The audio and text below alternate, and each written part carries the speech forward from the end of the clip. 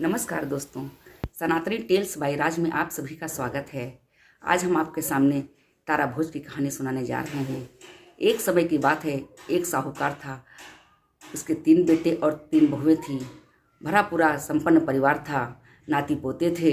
एक बार मंझली बहू ने तारा भोज का निश्चय किया और उसने अपनी सास से कहा, माँ जी मेरी तारा भोज की कहानी सुन लीजिए। माँ ने कहा कि मैं पूजा करने जा रही हूँ, मेरे पास समय नहीं है। यह कहकर उन्होंने मना कर दिया। फिर वो अपनी जेठानी के पास गई कि दीदी आप मेरी तारा भोज की कहानी सुन लें। उन्होंने कहा मुझे बहुत सारा काम है, मुझे रसोई करना है। यह कहकर उन्होंने भी मना कर दिया।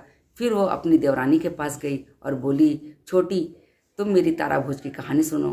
देवरानी ने भी मना कर दिया और कहा मुझे बच्चों के लिए खाना बनाना है, उन्हें स्कूल भेजना है। फिर वो अपनी ननद के पास गई। ननद से बोली कि दीदी मेरी तारा भोज की कहानी सुन लीजिए। तो ननद बोली कि मेरे ससुराल से बुलावा आया है, मैं ससुराल जाने की तैयारी कर रही हूँ। फिर वो बहुत परेशान हुई, उस नगर के राजा के पास गई।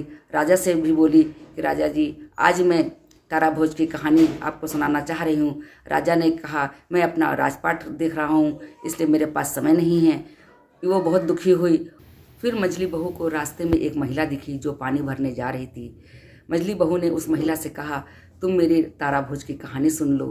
वो महिला तैयार हो गई। फिर बहू ने उस महिला को तारा भोज की कहानी सुनाई। जिस दिन तारा भोज का उद्यापन होना था उस दिन संयोग से उसकी मृत्यु का दिन था और दैवयोग से ऊपर से विमान आया तो वो जाने को तैयार हुई। फिर सास बोली कि मैं भी तुम्हारे साथ चलूँगी। बहू बोली माँ जी आपको तो पूजा पाठ करना है। यह कहकर उनको ले जाने से मना कर दिया। फिर उसकी जेठानी आई और विमान में बैठने लगी तो उसने कहा दीदी अभी तो आपको रसोई बनाना है, आपके पास बहुत सारा काम है।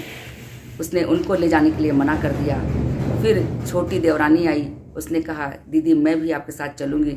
उसने कहा नहीं अभी तो तुम्हें बच्चे देखना है, बच्चों को स्कूल भेजना है। और देवरानी को भी साथ ले जाने के लिए मना कर दिया। फिर राजा आए और विमान में बैठने लगे। तब मंझली बहू ने कहा महाराज आपको तो अभी बहुत सारा काम है, आपको राजपाट चलाना है। उसने राजा को भी ले जाने के लिए मना कर दिया। फिर वो महिला आई और महिला को अपने साथ विमान में बैठा लिया। वे दोनों स्वर्गलोक के लिए चल पड़े। तब बहू के मन में अभिमान हो गया और वो सोचने लगी कि यह महिला तो सिर्फ कहानी सुनकर ही मेरे साथ स्वर्ग जा रही है, जबकि मैंने तो व्रत पूजा पाठ किया है।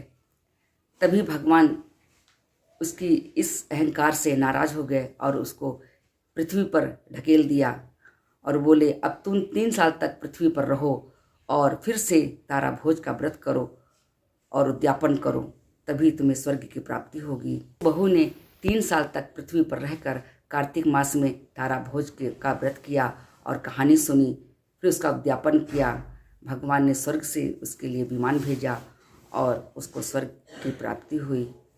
ये थी तारा भोज की कहानी जो कि कार्तिक मास में सुनी जाती है। इस कहानी को सुनने वाले सभी सनातनी भाई बहनों पर भगवान कार्तिक की कृपा बनी रहे। और ये कहानी अगर आपको अच्छी लगी हो तो मेरे चैनल को लाइक करें, सब्सक्राइब करें।